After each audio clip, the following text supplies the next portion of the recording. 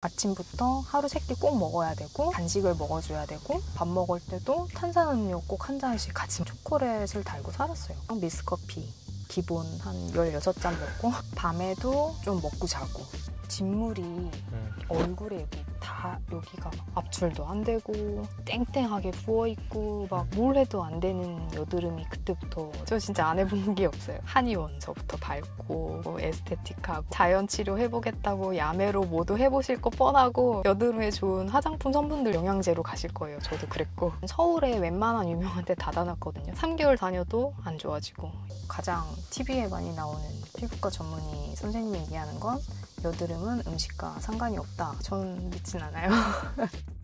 다이어트과학자 최경입니다. 오랜만에 사례자 인터뷰입니다. 최근 집밥 콘텐츠 14화에 출연했던 한현진이 모셨습니다. 안녕하세요. 안녕하세요. 네. 집밥 클래스 14화에 나왔던 그냥 사람입니다. 그때 얘기를 좀 짤막하게 드리긴 했었는데 겸님이랑 얘기하다가 조금 더 얘기를 드렸더니 좀만 더 인터뷰 한번 해보자 라고 하셔가지고 오늘 제 이야기를 조금 더 드리고자 나왔고 자신 없었는데 그래도 겸님께서 한 명이라도 살릴 수 있다 그 말 한마디에 나오게 된 경우입니다. 네. 고맙습니다. 네. 그때 피부 사진 보이셨잖아요. 맞아요. 그걸 보면서 약간 놀라기도 했고 그리고 동시에 약간 막 떠올랐던 게 우리 지내다 보면 가끔씩 이제 피부 상태가 이렇게 여드름이 되게 이렇게 많은 분들 있잖아요. 네. 그런 분들이 있는데 현진님께서 이게 되게 의외로 금방 고치셨고 네, 증상은 오래됐는데 나아진 거는 진짜 2개월 만에 싹 들어갔죠. 보통 피부과에서 많이 이제 막 치료를 하지만 네. 사실 증상 완화는 되지만 개선하는 케이스는 거의 못 봤거든요. 그런데 현진님께서 최근에 이제 되게 짧은 시간 안에 그것들이 고쳐진 게 있어서 야 그러면 이것만 전해도 오늘 성공이겠다. 그러니까 지금 현진님 피부 사진을 제가 올려도 괜찮을까요? 네. 괜찮아요. 그것도 근데 그것도 좀 나아진 거예요. 그게 나아진 상태예요? 네, 워낙 심각했을 때는 진짜 사진도 찍기 싫었고 그냥 다 지워버리고 싶었어요. 막 너무 잊고 싶은 기억이었어가지고. 혹시 피부가 이렇게 뒤집어진 게 네. 언제쯤부터예요? 제가 지금 39살이거든요. 그래서 33살 때부터 여기가 좀 심했고 여드름이? 네, 트러블이 시작된 거는 한 23살 때부터 시작됐어요. 그때는 그냥 몇 개 셀 수 있을 정도였고 그래서 그때부터 시작이 된 거죠. 그러면 23살쯤에 약간 여드름이 보통 사람보다 조금 더 좀 눈에 띄게 났다? 23살 때는 그냥 봐도 괜찮은 정도? 여기 트러블 몇 개 났네 정도. 그냥 보통 현대인들이 가지고 있듯이 가끔씩 여드름 나는 거. 그거보단 조금 더 있었죠. 있었어요? 네. 여드름 피부네 정도는 나는데 그래도 내가 일상생활이 불가능할 정도는 아니었어요. 그때는. 근데도 워낙에 그냥 깨끗했던 피부여가지고 그거 몇 개 난 것도 되게 스트레스더라고요. 왜냐면 저는 여드름 집에 유전자도 없어요. 그래서 피부과 전문의들이 얘기하는 게 여드름은 유전이 좀 크다라는 얘기를 항상 들어왔었고 그리고 가장 TV에 많이 나오는 피부과 전문의 선생님이 얘기하는 건 여드름은 음식과 상관이 없다라고 항상 얘기하셨거든요. 그럼 뭐랑 관련이 있다고 말하는데요? 그냥 유전이 제일 크다라고 하시죠. 그 말을 항상 믿어왔고 가장 노출이 많이 되는 사람이고 피부과에서도 굉장히 유명했던 사람이기 때문에 그것도 많이 믿었었고 그 말이 맞을 수도 있는데 저는 믿진 않아요. 그럼 그때부터 지금까지 히스토리가 어떻게 돼요? 그때부터 히스토리가 제가 20살 때부터 그때 집밥 상담소 때 말씀드리긴 했는데 살을 좀 찌우려고 노력을 많이 했어요. 한 20살부터 20대서부터 그때부터 살을 찌우려고 해서 주변 사람들한테 먹는 식습관 어떻게 하면 살이 찔 수 있을까 해가지고 여러 명한테 물어봤죠. 잘 먹는 사람들한테. 왜냐면 잘 먹고 건강하게 찌는 법을 알려주는 사람은 없거든요. 다 다이어트만 얘기하지. 그래서 그때도 다이어트 알려주는 분들은 많았잖아요. 근데 살 찌우는 법은 어디서도 찾을 수가 없어서 그냥 살 잘 먹고 제가 봤을 때 되게 건강해 보이는 사람들한테 물어봤어요. 어떻게 먹으면 내가 살이 찔 수 있을까? 그때 얼마나 말랐었어요? 그때 40kg에서 제일 많이 쪘을 때가 42kg. 42kg? 네네네. 키가 어떻게 되시죠? 키가 161입니다. 아... 네. 주변에서 분명히 마른 사람 좋다고 했는데 아니에요. 주변에 누가요? 뭐 주변에 제가 관심 가지는 이성일 수도 있고 뭐 주변 친구들일 수도 있고 네, 또래 친구들. 네네네 하면은 마르면 좋은 거 아니야? 라고 생각을 해왔는데 안 그래요. 그러니까 마르면 또 마른 대로 또 뭐라고 해요 주변에서. 왜 이렇게 말랐니? 왜 이렇게 삐쩍 말랐어? 막 괜찮아? 막 그 정도로. 그래서 저는 이 마른 게 문제라고 생각 안 했는데 그냥 뭐 연애를 하다가도 그냥 왜 이렇게 말랐어? 삐쩍 말랐어. 그러니까 제일 가까운 사람이 그런 얘기를 하니까 그게 점점 스트레스가 되더라고요. 그래서 그 말만 들어도 약간 너무 아마 그걸 거예요. 막 다른 사람들이 너 진짜 뚱뚱하다 이 정도의 스트레스가 너 진짜 삐쩍 말랐다의 스트레스 정도가 아마 비슷할 거예요. 왜냐면 지금은 제가 원하는 대로 살이 찌었음에도 불구하고 말랐다라는 소리만 들으면 그 트라우마가 오거든요. 옛날에 그 기억이 와요. 그래서 나는 분명 살이 원하는 만큼 딱 적당하게 찌었음에도 불구하고 말랐다라는 얘기를 들으면 그게 그냥 그렇게 싫더라고요. 지금도. 그러면 이제 그때쯤에 이제 살이 쪄야겠다라고 결심을 한 게? 네, 그래서 20살 때부터 살을 찌우려고 진짜 열심히 먹었죠. 왜냐면 제가 위랑 장이 그렇게 좋은 편은 아닌 것 같아요. 그래서 먹기만 하면 소화가 잘 안 되는 타입이어가지고 그래서 많이 못 먹었던 것 같기도 한데. 아, 소식했었어요 그때? 네, 왜냐면 소화 능력이 떨어지니까 좀 많이 먹어도 좀 속이 막 더부룩하고 불편하니까 항상 그렇게 먹었던 것 같은데 억지로라도 살이 찌고 싶어서 그냥 진짜 꾸역꾸역 먹었어요. 뭐 아침 뭐 여러 가지 방법을 배웠죠. 뭐 아침부터 하루 3끼 꼭 먹어야 되고 밥 먹고 나서도 간식을 먹어줘야 되고 온갖 군것질 다 해줘야 되고 밥 먹을 때도 탄산음료 꼭 한 잔씩 같이 먹어라. 뭐 이런 것들. 원래는 안 하던 습관들인데. 아니죠, 안 했죠. 원래 어떻게 드셨는데요? 원래는 집밥 그냥 좋아해서 그냥 어머니가 차려주신 밥 같은 거 그냥 먹고 진짜 소식했어요. 막 끼작끼작 거릴 정도로 많이 안 먹고 이랬는데 그것도 전 또 잘 먹는 사람들 보면 너무 그게 이쁘더라고요.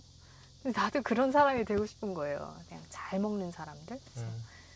또 잘 먹는 사람도 되게 건강해 보이고 막 이러니까 나도 저렇게 잘 먹고 싶다 해가지고 먹으면 위가 늘어난대요. 그래서 위가 억지로 늘렸죠. 그러니까 먹으면서 뭐 하루 3끼 뭐 계속 그때 말씀드렸던 것처럼 햄버거 먹을 때도 있고 햄버거 먹고 나서도 저녁엔 피자 한 판 더 시켜서 먹고 뭐 중간중간에 군것질 초콜릿을 너무 좋아해서 초콜릿을 달고 살았어요. 그냥 계속 중간중간 초콜릿 계속 먹어주고 과자는 뭐 새로 나오는 과자 막 다 먹고 과자를 공유하는 친언니가 있는데 과자를 공유하는 사이예요. 과자 이거 새로 나왔다 이거 먹어보자 해가지고 과자 막 공유하고 그런 거 먹기 좋아하고 그랬죠. 콜라도 밥 먹을 때마다 계속 몇 캔씩 먹고 그리고 그때 말씀드렸던 것처럼 미스커피 기본 한 16잔 먹고 그 설탕 들어있는 그 네 맞아요. 옛날에 그 3박자 커피 있잖아요. 네, 그래서 설탕 커피 프리마 들어있는 거. 들어있는 거. 네. 그때는 아메리카노 뭐 이런 게 커피가 발달 안 할 때니까 그래서 그 맛도 너무 맛있어서 한 하루 16잔 먹고 많이 먹을 땐 23잔, 24잔 막 이렇게 먹고 그때도 몰랐는데 내가 도대체 하루에 몇 잔을 마시는 거지 하고 막 세보니까 한 그 정도 되더라고요. 마실 때는 제가 그렇게 많이 먹는지 몰랐거든요. 커피를 많이 마실 때도 살찌려고 마신 거예요? 아니면 그냥 좋아진 거예요? 맛있어서. 맛있어서. 그 단맛이 너무 좋아서. 네, 그래서 단맛이 너무 좋아서 먹었고 밤에도 웬만하면 좀 먹고 자고 밤에도 꼭 먹으려고 했어요. 왜냐면 조금 찌어야 되니 위를 늘려야 되니까. 근데 그렇게 먹다 보니까 진짜 위가 늘어나고 살이 조금씩 쪄요. 그래서 이 방법이다 하고 계속 먹어줬죠. 자, 이 유튜브에서 처음으로 살이 네. 찌고 싶어서 노력한 케이스는 처음으로 공개됩니다. 그쵸. 네. 근데 말을 못해서 그렇지 마른 것도 스트레스인 분들이 있다고 생각해요. 많아요. 말을 못할 뿐이지. 가끔씩 댓글로 많이 여쭤보시더라고요. 네. 그래서 저는 실패자니까 그런 식단은 정말 하지 않으셨으면 좋겠어요. 왜냐면 그런 식단을 하면서 제가 점점 망가진 케이스니까 몸이. 그래서 그렇게 식단을 유지하다가 한 4년을 그렇게 유지했어요. 대학생 때까지 그렇게 유지를 하고 이제 대학교 졸업하고 이제 취직을 하죠. 그쯤에 몇 킬로 정도 했어요? 그때가 그래도 쪄봤자 45kg, 46kg? 많이 찌진 못했네요. 그쵸. 이게 한계가 있나 봐요. 그래도 많이 찐 거죠. 왜냐면 아무리 노력해도 찌지를 못했으니까. 그래서 그렇게 하다가 대학교 졸업할 때쯤에 제가 첫 번째 증상이 역류성 식도염이 왔어요. 그 위염 장염은 그 4년 내내 달고 살았고. 위염 장염이 원래 없었다가 생긴 거예요? 아니면? 네, 그때 그런 식단 하면서 왜냐면 제가 소화할 수 있는 몸이 아닌데 그런 거를 계속 집어 넣으니까 위도 안 좋아지고 장도 안 좋아지고 해서 위약이랑 위약에 먹는 알마길이라고 있어요. 그래서 겔포스보다 조금 더 순한 그런 건데 그거 가방에 항상 넣고 다니고 장도 탈날까봐 종로안 그거 항상 넣고 다니고 그랬거든요. 근데 그게 문제라고 생각 안 했어요. 그냥 남들 다 먹는 약이니까. 그래서 그냥 좀 불편할 때마다 먹고 그랬죠. 그래서 그때도 말씀드렸는데 위가 막 위염이 와도 여기가 막 꼬이는 것처럼 아파도 약을 믹스커피랑 먹었어요. 믹스커피랑? 네. 왜냐면 그래도 괜찮았거든요. 그때는. 왜냐면 약 먹으면 이것도 나아지겠지 하고 그냥 그렇게 넘겼던 것 같아요. 그때는. 그래서 대학교 졸업하고 역류성 식도염 약을 한 8개월 정도 먹었어요. 역류성 식도염에 익숙하지 않은 분들이 있을 텐데 네. 이게 어떤 증상으로 나타나요? 이게 여기 역류, 그러니까 말대로 역류하는 거죠. 이게 신물이 막 일로 막 넘어와요. 이쪽으로. 그래서 갑자기 낮에? 아무 때나 시도 때도 없이. 없이? 아침이 제일 심하고. 아침이 심하다? 네, 일어났을 때 제일 심해요. 그러고 그때 여기 기관지도 진짜 안 좋아졌던 것 같아요. 그럼 올라온다는 거는 이렇게 여기까지 그 액체가 올라온다? 네, 신물이 막 나와요. 막 여기가 속 엄청 쓰리고. 네. 그게 불편해요. 그래서 약을 안 먹으면 안 되겠다 싶을 정도로 왜냐면 약 진짜 싫어하거든요. 왜냐면 위장약 달고 살았으니까 위장약 달고 살면 그것도 되게 불편하거든요. 그래서 그것도 먹기 싫어가지고 했는데 어쨌든 너무 불편하니까 그래서 그것도 한 8개월 먹었고 근데 지금 생각해보면 8개월 먹었는데도 좋아진 것 같진 않아요. 그때. 그래서 그냥 그거를 먹지 말아야겠다 하고 그러고 나서 그때 그냥 그때서야 좀 건강에 관심이 생겨서 그때 그때는 막 채식주의 막 열풍 불 때거든요. 그래서 채식을 한 1년 반 정도 했어요. 고기 안 먹고. 네, 채식도 단백질 두부로라도 섭취를 했어야 되는데 두부를 너무 싫어해서 단백질 섭취를 거의 못한 1년 반이었죠. 혹시 그때 뭘 먹었어요? 그때 그냥 야채 위주, 나물 위주, 밥, 탄수화물 밥, 그냥 진짜 고기를 제외한 음식들, 고기 들어간 것들 안 먹고 그런 위주로 먹었는데 1년 반?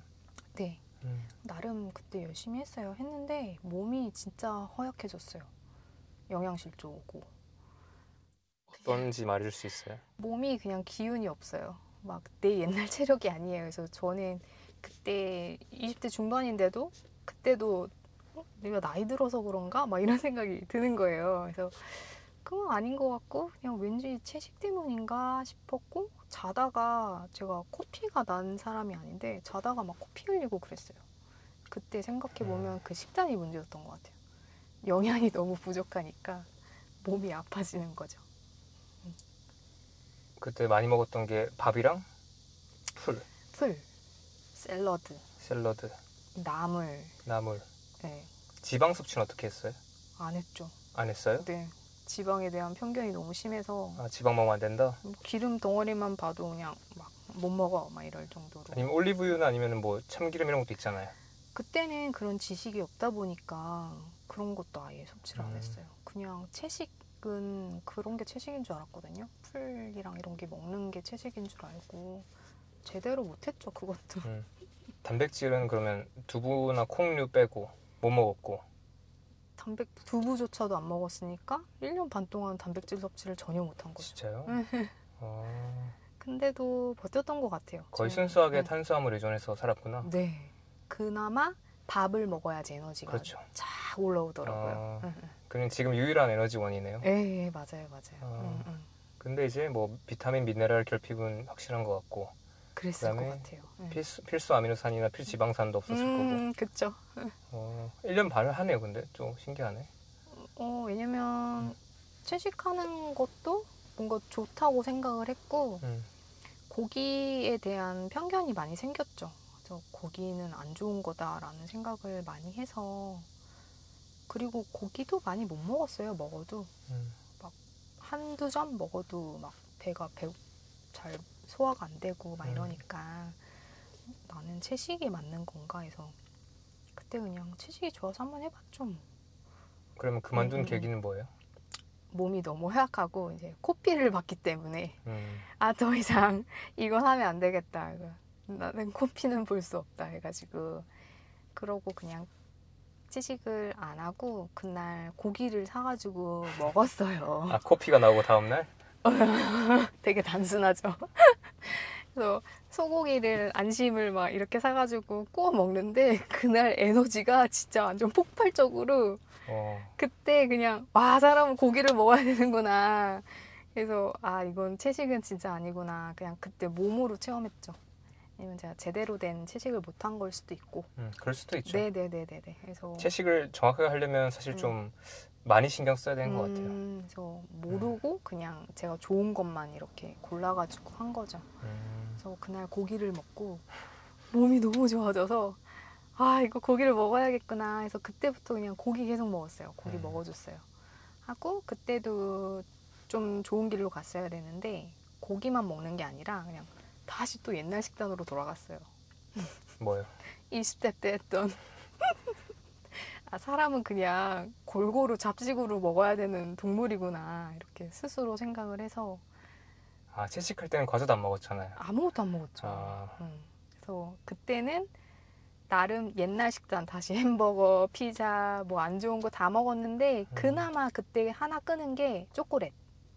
초콜릿은 끊었어요. 왜냐면 20대 때 초콜릿 너무 좋아해서 그때 막 새벽 3, 4시에 일어나서 먹었다는 말씀을 그때 드렸었거든요. 자다가 일어났는데 초콜릿을 먹은 거예요? 아니면 자다가 갑자기 초콜릿이 먹고 싶은 먹고 느낌감? 싶어서. 진짜요? 너무 먹고 싶으면 눈이 떠져요. 그래서 막 초콜릿 방에 있는 거, 책상에 있는 거 이렇게 꺼내가지고 먹고 맛있다 이러고 또 잠들어요. 근데 초콜릿에 뭔가 기름기가 되게 많은지 초콜릿 먹고 막 토하고 그랬거든요. 그때 기름기가 너무 많아서 뭔가 지금 지방 돼서도 안 되는구나. 그래서 그때 먹고 막 바로 자고 이러니까 아침에 막 토하고 그랬거든요. 그래서 그때 초콜릿이 몸에 안 좋구나 몸소 깨달았죠. 그럼에도 초콜릿을 너무 좋아했는데 그래도 역류성 식도염 겪고 나서 이제 초콜릿은 나름 끊었죠. 고기도 먹고 다른 거 다 먹지만 초콜릿만은 끊었다. 단 거, 초코, 과자 막 이런 건 끊었어요. 대신에 다른 과자는 다 먹었죠. 관잡집. 짠 거. 이제 짠 걸로 바꿨죠. 과자를. 단 게 아니라. 그래서 그때 그렇게 식단 유지를 했죠. 그때쯤에 이제 트러블이 막 여기 한 몇 개 나다가 이제 그때쯤 턱에 이제 나기 시작했죠. 잠시만. 채식을 하고 있을 때쯤이에요? 아니면 이제 끝나고 나서 다시 좀 무너졌을 때요? 채식을 하고 나서 제가 2009년에 취직을 하고 그때쯤에 이제 식단을 시작을 하고 2011년도에 퇴사를 했어요. 거의 2년도 못 채우고 퇴사를 했는데 그때는 여기 트러블이라기보다 온 얼굴에 습진 같은 게 생겼거든요. 건선 아니고 습진? 그거 어떤 건지 모르겠어요. 여기 막 진물이 얼굴에 여기가 막 다 진물이 나가지고 네. 너무 따가운 거예요. 출근만 해도. 모니터 보면 더 따가워져요. 막 진물이 그냥 막 흘러내려요. 도저히 이게 안 되겠는 거예요, 그때. 그래서 막 대표님한테 가서 진짜 막 울면서 대표님 저 피부 때문에 회사 못 다닐 것 같다고 했더니 다들 이해 못 하죠. 피부 때문에 회사를 그만둬? 이러시죠. 저는 너무 심각한데 남들 보기에는 뭐 그냥 약 먹으면 되지 했는데 약 먹어도 안 됐거든요. 그때 병원 치료했을 거 아니에요? 피부과 약 먹었죠. 어떤 거 먹었어요? 그때 무슨 약 처방해 주셨는지 모르겠는데 약 먹고 나서 더 확 번지긴 했거든요. 여기 막 습진 났던 게 막 온 얼굴에 다 번졌으니까 그때 막 대표님한테 얘기를 했죠. 그래서 약 먹어도 안 되고 이거는 좀 쉬어야 될 것 같다 해서 그때 회사를 그만뒀어요. 11년도 그쯤에. 그때는 여드름은 그냥 또 그냥 몇 개 난 정도고 그때는 그런 뭔가 습진인지 접촉성 피부염인지 자세히는 모르겠어요. 그래서 그런 진물 나고 막 이런 것 때문에 그것도 한 1년 갔던 것 같아요. 그 피부 상태도. 퇴사하고 이제 그걸 나으려고 했는데 그래서 그때 이제 한의원을 다니기 시작했어요. 왜냐면 또 피부과는 싫으니까 가봤자 약 처방해 주는 거밖에 없거든요. 그래서 온갖 유명하다는 한의원 다 가봤죠. 그래봤자 뭐 거기서도 3개월간 약 드셔야 된다. 뭐 침 치료해야 된다. 침과 한약? 침, 한약, 거기 또 한의원도 이제 관리해 주잖아요. 그래서 어떤 관리해요? 전 잘 몰라요. 한의원마다 다른데 그때 한의원 얼굴에 또 침 넣어주는 것도 있고 얼굴 뭐 이렇게 막 침 같은 걸로 막 이렇게 미는 것도 있어요. 이름이 생각이 안 나네. 그래서 막 그런 것도 하고 그 습진난 상태에서 그걸 했다는 게 지금 이해가 안 가긴 하거든요. 그래서 3개월 해도 안 돼요. 더 심해지죠. 여드름만 더 얻었죠. 그래서 얻고 또 이제 또 저는 늘 3개월씩 하거든요. 그래서 한의원 또 바꾸고 유명하다는 한의원 바꾸고 그래서 한의원도 체인점 막 여러 개 있으면 본점을 꼭 가요. 본점의 대표 원장님한테 가서 받고 이랬는데도 한의원도 약 먹을 때 조금 몸이 조금 나지는데 약 끊으면 바로 또 돌아와요. 약 먹을 때 좀 차도가 있긴 해요? 네, 약 먹을 때 어떤 약인데? 무슨 약인지 모르죠. 그냥 한약재니까. 네, 한약재. 네. 그래서 거기서 그냥 처방해 주는 거 먹으니까. 그래서 그때 조금 나아지고 했는데 한의원 효과는 못 본 것 같고 그때 그냥 그래서 아예 화장도 하지 말자라고 해서 그냥 진짜 맨 얼굴로 세수도 안 했어요. 그때는. 한 몇 개월간 아침, 저녁으로 세수하잖아요. 세안하잖아요. 물도 그냥 최대한 안 닿고 그냥 내버려뒀어요. 자연 상태로 몸을. 그러니까 그때서야 조금씩 괜찮아지더라고요. 이것도 클리셰다. 네네네. 뭔가 아무것도 안 하니까 네. 몸이 낫게 하더라. 네네네. 맞아요. 또 등장하는데. 네. 저는 방금 들었습니다. 그러면 잠시. 그러니까 원래는 약간 뭐 폼클렌징 같은 거 가지고 세안을 막 많이 했을 건데 그쵸. 이제 이런 것들을 멈췄다? 줄였다? 그쵸. 왜냐면 트러블 피부는 세안을 잘 해야 된다라는 게 공식이잖아요. 근데 저는 반대로 그냥 뭔가 화상 환자를 생각했어요. 막 내 얼굴에 이렇게 진물이 난 상태인데 이게 세안하는 게 맞나? 물만 닿아도 안 될 것 같은 거예요. 저희 화상 입었을 때 물만 닿아도 따갑잖아요. 그래서 얼굴이 그런 상태였기 때문에 그냥 내버려뒀어요. 아무것도 안 하고. 크림 하나 바르고. 크림? 예.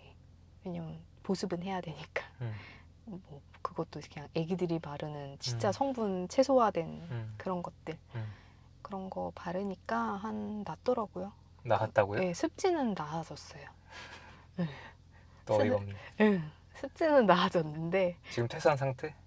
그때 그래서 아는 분한테 소개받아가지고 어느 회사 소개받아서 다녔거든요.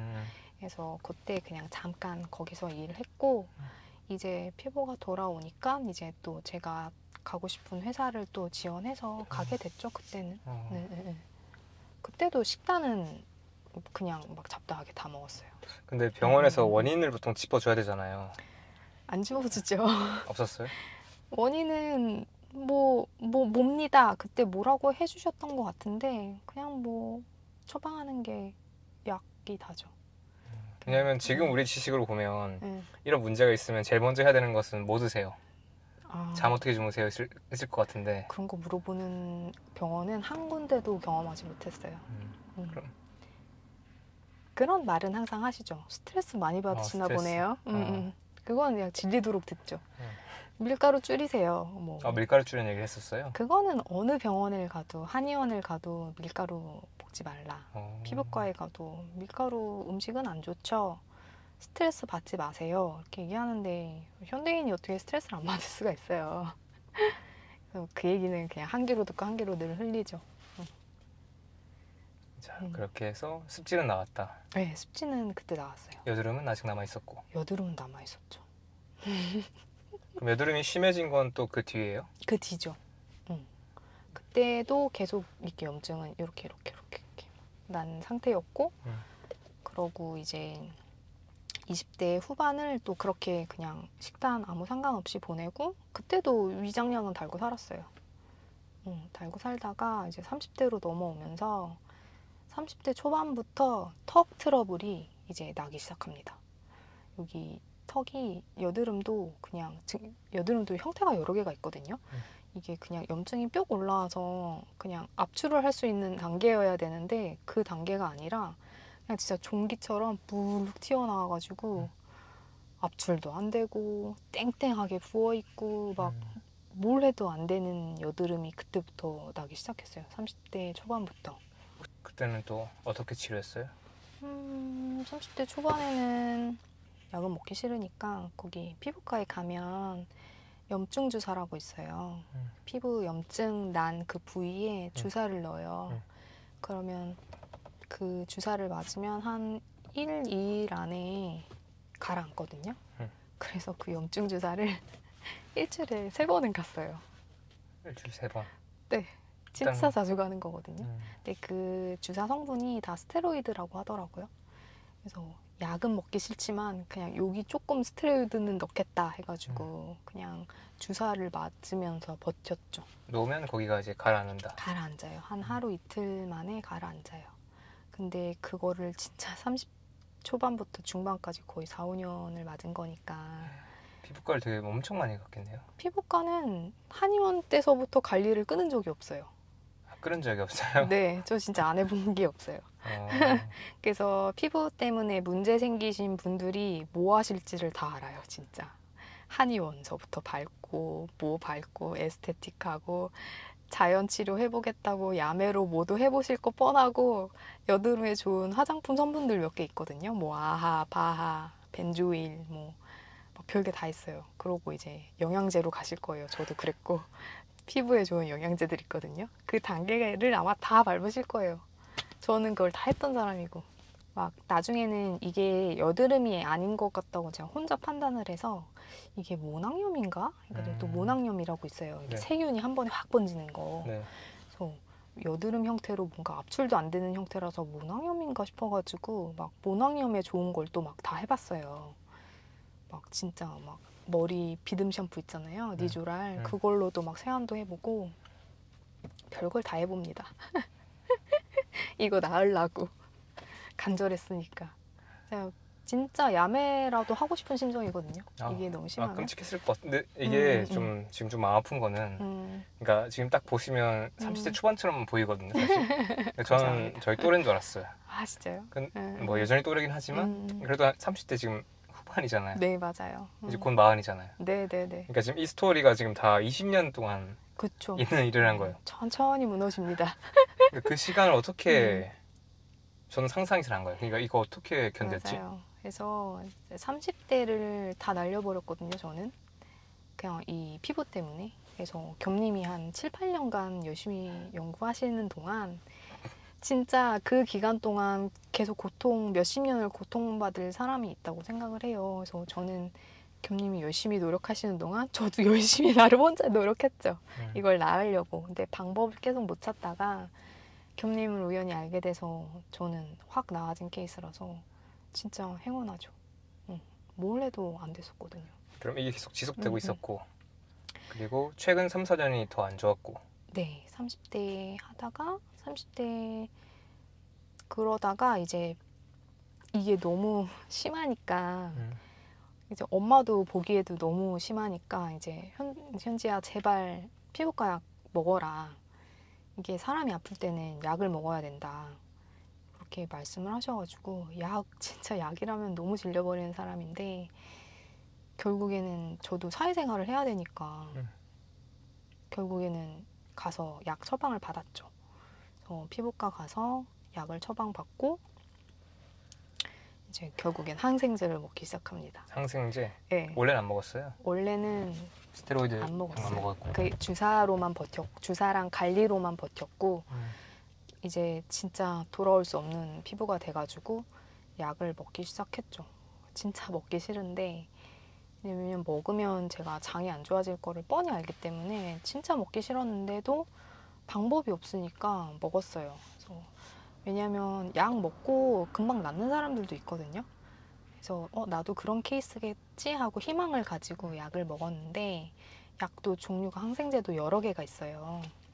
뭐 제가 제일 잘 맞았던 거는 항생제 중에 미노신, 뭐 독시사이클린 뭐 막 여러 개 있어요. 그래서 이것도 막 돌려가면서 먹었어요. 내 몸에 맞는 항생제를 찾아야 되니까. 근데 약 중에서도 미노신이 항생제 중에서도 되게 독한 거라고 하더라고요.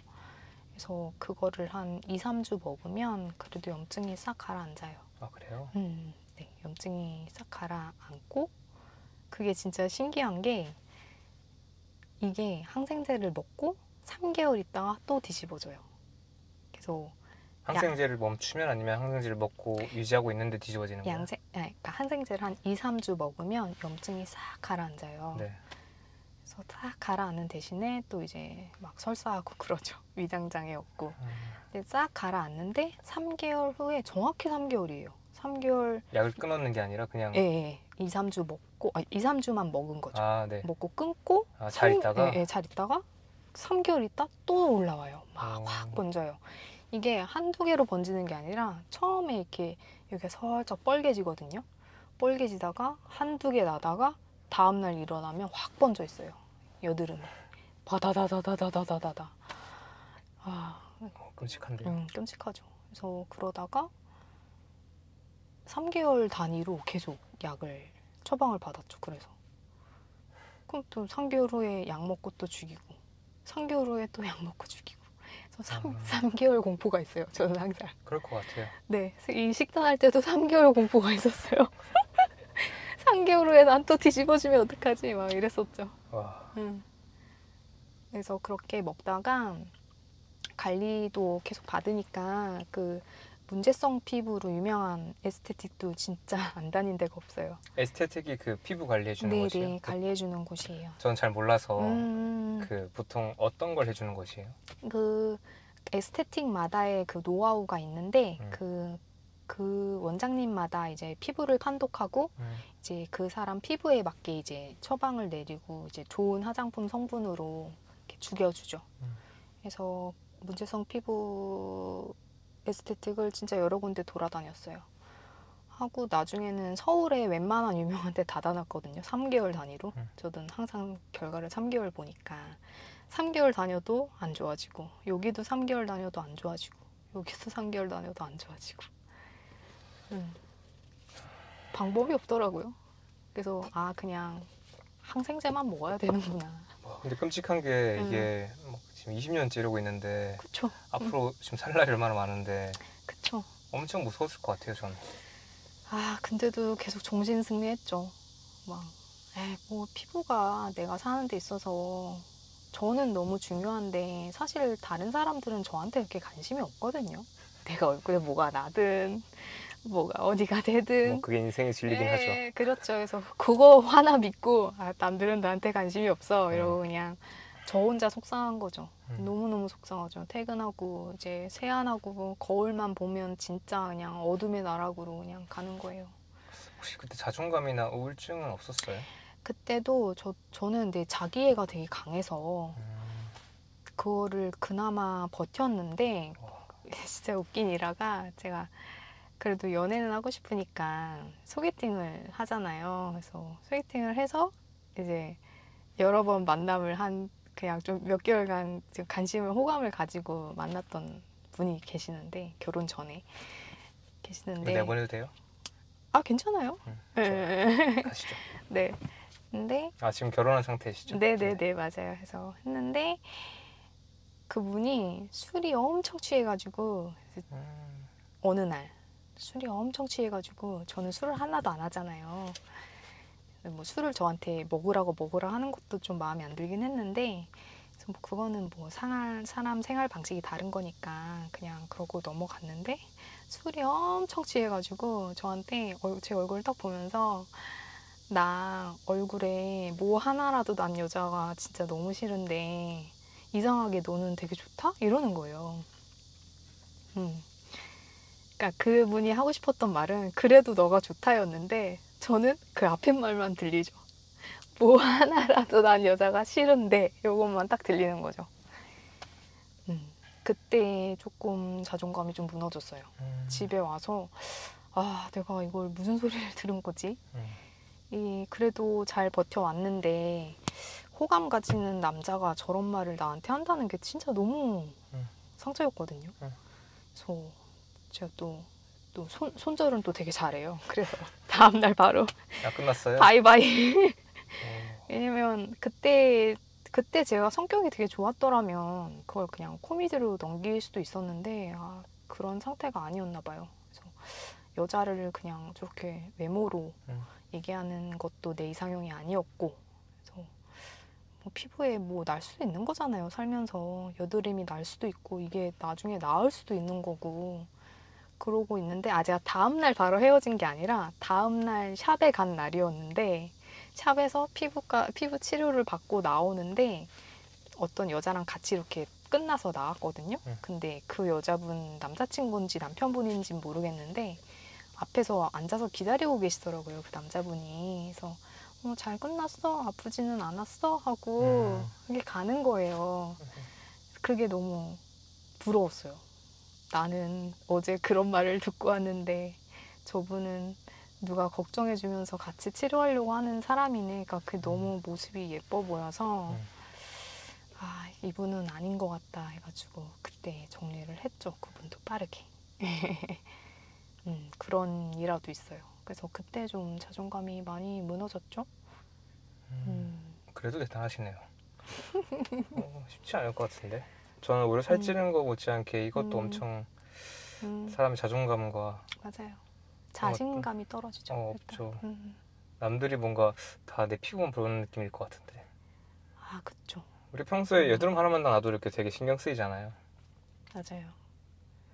맞아요. 그래서 그런 일도 있었고 그래서 샵을 계속 돌아다녔어요. 그래서 그것도 안 돼가지고 이거는 가족들도 모르는 건데 제가 부산에 샵을 되게 잘 고친다는 사람이 있다고 해가지고 주말에 놀러 나가는 척 집에서 나가면서 부산에 비행기 타고 맨날 관리를 받으러 갔었어요. 3개월간. 서울에서 부산까지. 그런 것도 했어요. 너무 간절했기 때문에.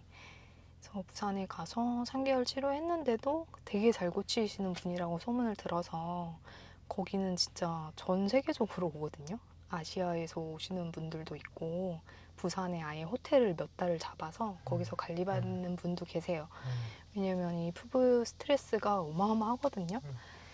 그래서 별의별 사람 다 있어요. 문제성 피부 그 샵 안에 그 홍조 되게 심한 사람도 있고 뭐 되게 다양하죠. 그래서 되게 여러 사례를 듣잖아요. 그래서 홍조가 너무 심해서 고깃집을 못 가는 분도 계셨어요.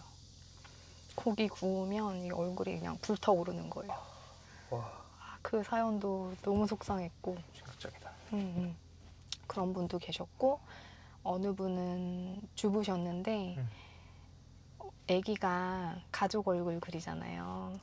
네, 엄마 얼굴을 그리는데 엄마 얼굴에 막 이렇게 막 여드름 난 걸 막 애가 그리는 거예요. 그래서 엄마도 그때 그냥 잘 지내다가 그 그림을 보고 너무 충격을 받아서 그때 이제 샵을 다니기 시작하신 분도 계셨고, 그리고 여드름이 별로 심하지 않은 분이신데 워낙에 깨끗했던 피부인데 몇 개 나기 시작하니까 그게 너무 괴로워서 우울증 약 계속 처방해서 드시는 분도 계시고, 막 진짜 별별 사람이 많아요.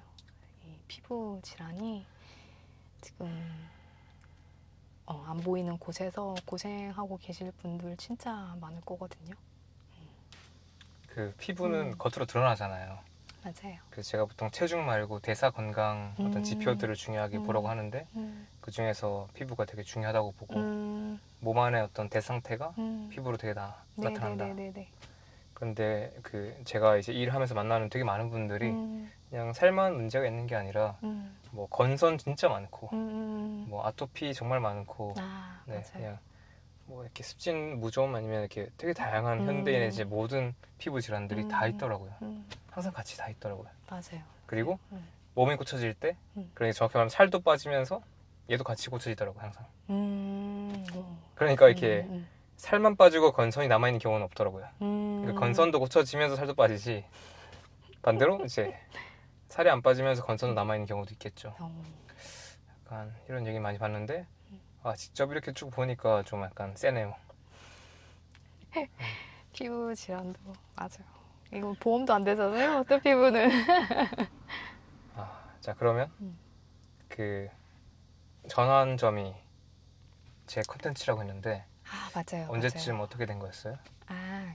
이게 전환점 얘기하기 전에 그 이제 부산도 안 나니까 네. 부산 그 샵 원장님께 원장님 저는 여기 다녀도 안 되네요. 막 어떡하죠? 막 이랬는데 이게 왜 안 되지? 그래서 한번 호르몬 검사, 호르몬에 문제 있을 수도 있으니까 뭐 다낭성이나 뭐 호르몬 불균형이 왔을 수도 있으니까 가서 산부인과 가서 검사를 받아보라고 하더라고요. 그래서 그 말을 듣고 바로 검사를 했어요. 이걸 왜 이때까지 안 한 거예요, 그리고? 이거 문제라고 생각 안 했으니까. 아무것도 몰랐으니까. 그래서 그냥 다 이렇게 하면 나아질 줄 알았는데 안 나아지니까. 그래서 그때서야 이제 뭐 노력을 허투루 한 거죠. 검사를 했어요? 예, 했어요. 어떤 검사요?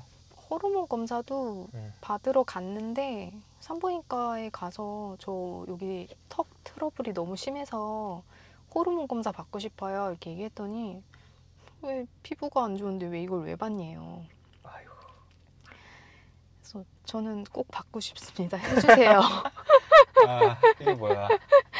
그래서 받아봤죠. 받아봤는데 뭐 약간 그 남성 프로게스테론 호르몬이 살짝 높다고 피임약 조금만 먹어도 되겠다 이렇게 말씀하시더라고요. 아주 쉽게. 그래서 그때 또 피임약은 진짜 먹기 싫었거든요. 잠시만요. 껐다 할까요? 너무 덥죠? 괜찮아요. 와, 덥다. 덥죠? 한번 끊을까요? 네네네. 오케이, 그럼 한번 끊을게요.